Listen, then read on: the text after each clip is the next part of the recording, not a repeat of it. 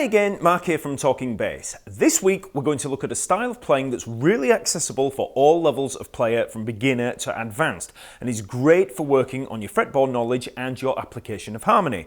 I'm talking about Bossa Novas. Now, any of you that have taken any kind of cocktail gigs or anything like that will have at some point had to play a Bossa Nova. It's a style that some of you will unfortunately associate with elevator music, but if you can get past that modern stereotype, you'll find a great Brazilian style that's lovely to play, full of rich harmony and a perfect laid-back vehicle for working on many aspects of your playing. So in this lesson, we're going to look at probably the most famous Bossa Nova tune of all, the Girl From Ipanema by Antonio Carlos Jobim. This tune is in F major for the most part, and we're going to just work through the progression several times, trying a few different rhythmic patterns out as we read through the chord symbols. The backing track and sheet music are all there over at Talkingbass, so just click on the link in the info below or in the card to play along. So first things first, let's look at the most basic pattern that you could use for a bossa, the simple 2 feel, which is playing a note on beats 1 and 3. We're going to play a root note on beat 1, and then the 5th of the chord on beat 3. So on an F major 7, like we get at the beginning of the Girl From Ipanema, we're going to be playing 1, 2, 3, 4, 1, 2, 3, 4, F, C, F, C.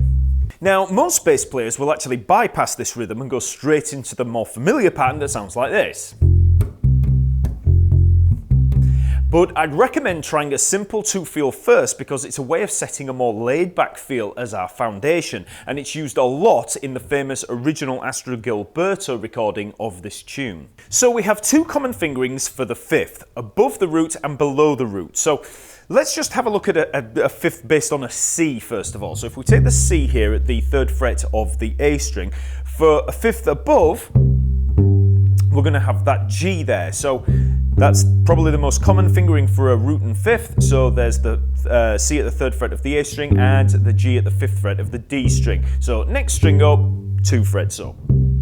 That's our root 5th. And then if we want the 5th below, so we take that 5th, the G there, and we take it below onto the E string, we just work down, same fret, next string below. So C down to G, same fret. 3rd fret A string, 3rd fret E string. So root 5th or root 5th. So if we were going to go for the F major 7, the first chord in the Girl From Ipanema, we can take the F there at the 1st fret of the E string and then work up to the 5th there. Or we could try the F here at the 3rd fret of the D string and move down to the C. So that's the 5th below. So either way, they're both root 5th fingerings.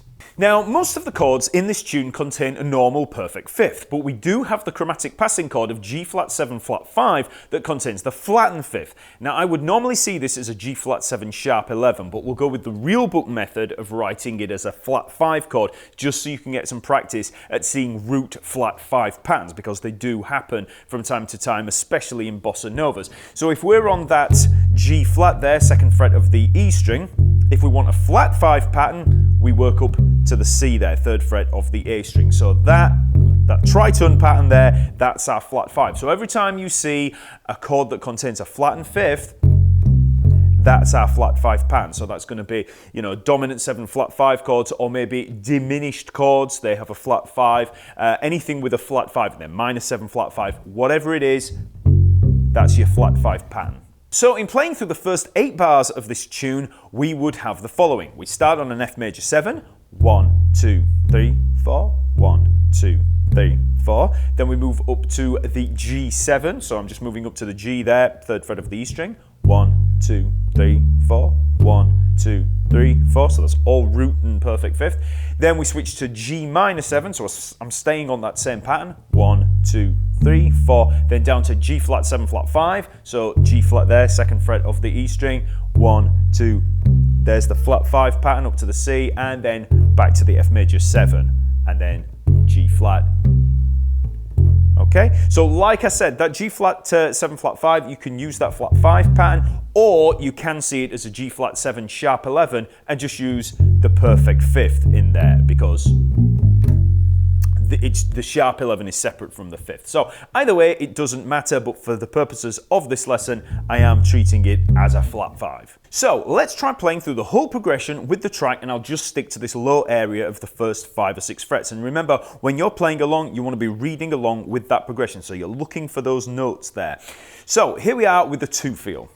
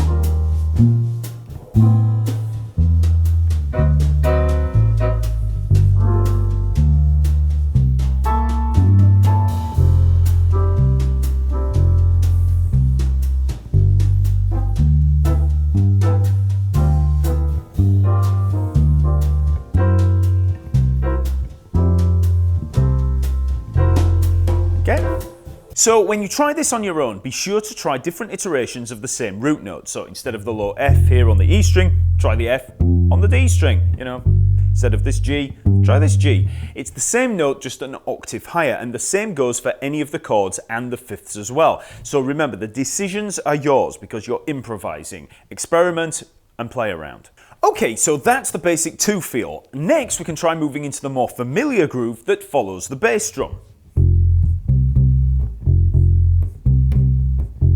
Okay, so this rhythm is a dotted quarter note and an 8th note round and round, which we count as 1, 2, and 3, 4, and 1, 2, and 3, 4, and. Okay, so if we just try that on an F to begin with, first fret of the E string, we would have 1, 2, and 3, 4, and 1, 2, and 3, 4, and. Okay, so you can also choke on beats 2 and 4 to give it a little bit more of a bounce, which sounds like this: 1, 2, and 3, 4, and 1, 2, and 3, 4, and. Next, we can add the 5th in there. So we're going to add it on beat 3, just as we did with the 2 feel, but I'm also going to put it on the and before. So that's going to sound like this: F, C, C. Okay, 1, 2, and 3, 4, and then when we move back to the root note, again on the and of 4, I'm going to play the root note to again precede it. So we've got 1, 2, and 3, 4, and 1, 2, and 3, 4, and root, 5th, 5th, root, root, 5th, 5th. Okay?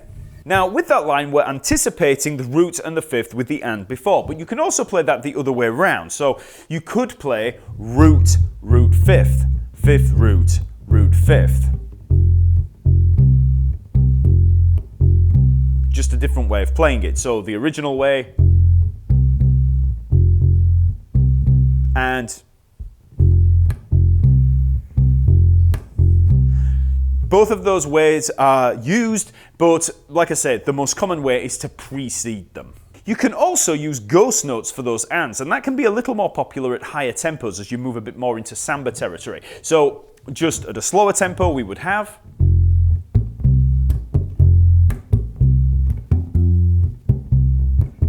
And as you get a bit more quick,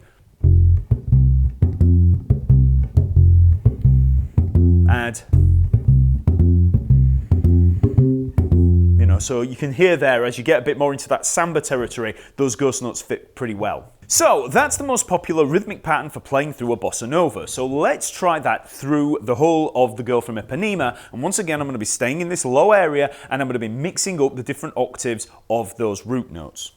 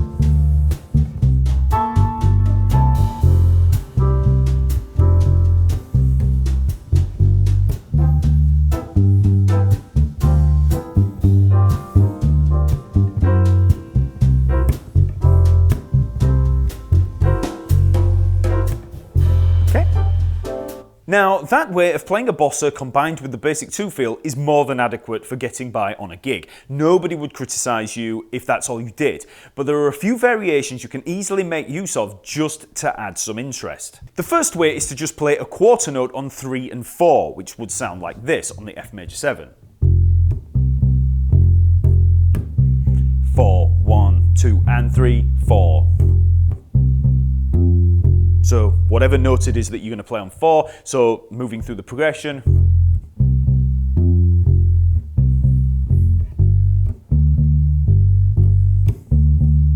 Okay, so you don't want to put it in there all the time like I did there, but it does break up the monotony a little, you know, when you put it in there from time to time. You can also add a couple of 8th notes in there on that beat 4 to give you a little skip and again put a little momentum in there. So that would sound like this. 1, 2, and 3, 4, and 1, 2, and 3, 4, and 1. Okay, so however you want to do that melodically. So moving through the progression.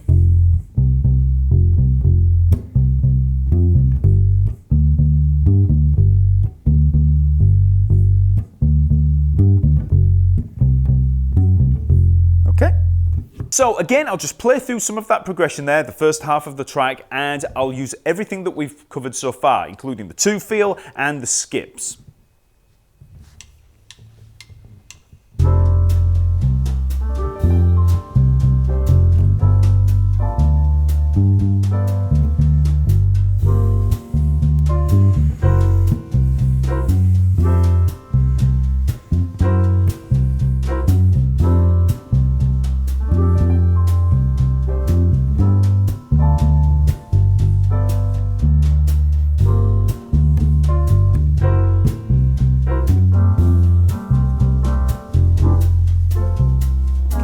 Another variation is to add a little syncopation in there by holding those ands over the beat. So first of all, we could try that with the and of 2. So with the F major 7, we'd have 1, 2, and 3, 4, 1, 2, and 3, 4. Okay, and we can also bring that round a little by adding a note on beat 4. 1, 2, and 3, 4, 1, 2, and 3, 4. So both of those are fine. So let's have a listen to that with the track.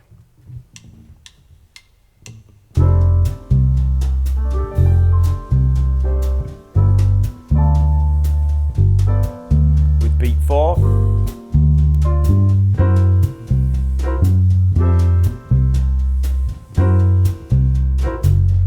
Okay.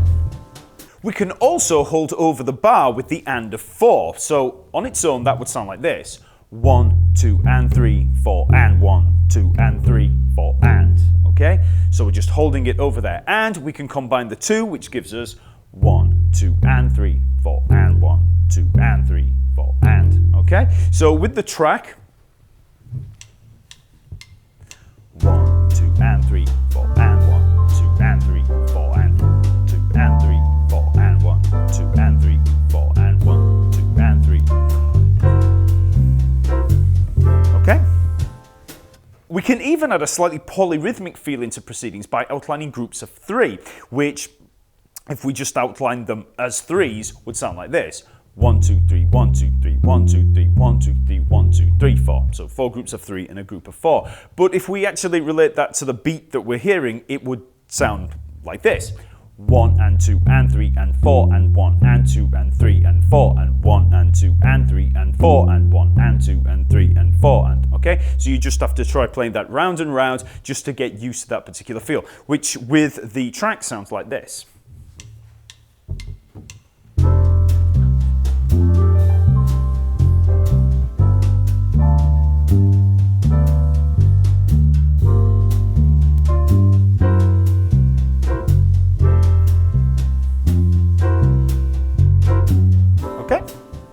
As well as rhythmic variation, we can also add some melodic variation in there. And by making use of chord tones, we can add some little melodic twists in there. So if you don't know anything about chord tones, I've got lots of lessons on YouTube and courses over at Talkingbass devoted to that. So you need to brush up on your arpeggios. But if you look at that, the first few chords in that Girl From Ipanema, we've got F major 7. So So that's the notes in there, F, A, C, E.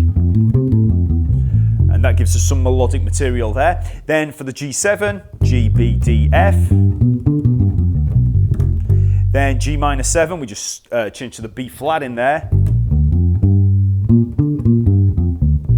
And then for the G flat 7, flat 5, remember what I said earlier, I actually see that as a G flat 7 sharp 11. So you can actually look at that as a G flat 7, G flat, B flat, D flat, and the F flat in there. And if you want to add that sharp 11 in there, which is also seen as the flat 5, we've got the C natural in there. So,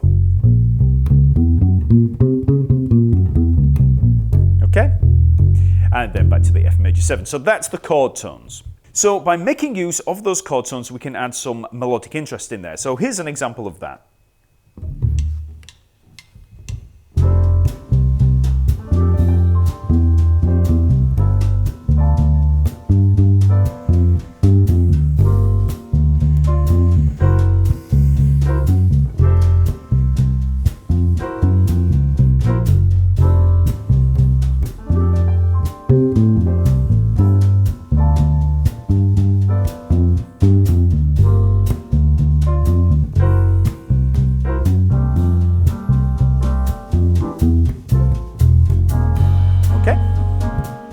Now, bear in mind, I was taking that a little bit to the extreme and putting melodic lines on every single chord. Obviously, you don't want to do that on your average gig. But, you know, by practicing trying that, you've got that in reserve. So if you need to, you can do it. Now, you can also use chromatic approach notes, especially in the B section of this tune, to approach each chord. So if we look at the B section there, where it starts on the G flat major 7, we can actually approach the B there, the B7, from 2 frets above or below. So we could take the C sharp, the C natural, and down to the B. Or we could try from the open A there. So A, B flat, B, okay? So with the G flat major 7, that's approaching there from above and from below. Okay, so I'm just using chromatic approach notes there. And even though that sounds quite sophisticated, you know, in terms of chromatic approach note, really, we're just approaching the next chord from 2 frets above or below. You know, just working into it there. We're just targeting the next chord. So now I'll just play through the whole progression, adding both rhythmic and melodic variations all over the place. And bear in mind, as I said before, this is just for demonstration and practice purposes. You don't really want to approach your average gig like this because you'll just be seen as overplaying. So it's worth practicing just to increase your fretboard knowledge and your knowledge of harmony, you know, just pushing how you see the chord progression, okay? So here's the track.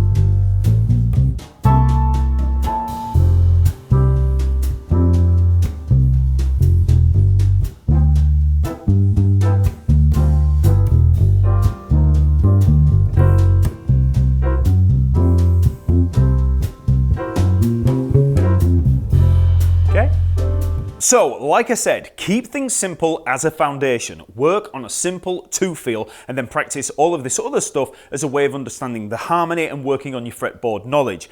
Most important of all, listen to the band around you. Listen to the melody, listen to the soloist, respond to what you hear, and if it works, You know, to double a rhythm, play busier, more syncopated, or maybe lay back and play more sparse. Do whatever the music calls for. You're improvising with other people, but don't play for yourself. Try to listen to the band as a whole, try to play outside of yourself and hear it as if you're in the audience. So lastly, just as a bit more of a tip regarding fretboard work, try practicing a bossa in other fretboard positions. So namely, this no man's land here between the 7th and 12th frets. This is where you can really tell if someone knows their notes on the neck or not. So I usually see the neck below the 12th fret in kind of two areas. So we've got this lower area here. So that's the natural notes, or the notes of C major there, just from the 1st fret up to the 5th fret, and it does stretch up to the 6th fret. And then you've got this second position from the 7th fret above. So try holding in that position. Now, I'd advise you to practice this without the track. So if you're up here in this area and you're looking for the F major 7, well, first of all, you need an F. So here's an F, 8th fret of the A string. Then we need a G, so look for a G, there's one at the 10th fret of the A string. Staying on the G, then the G flat,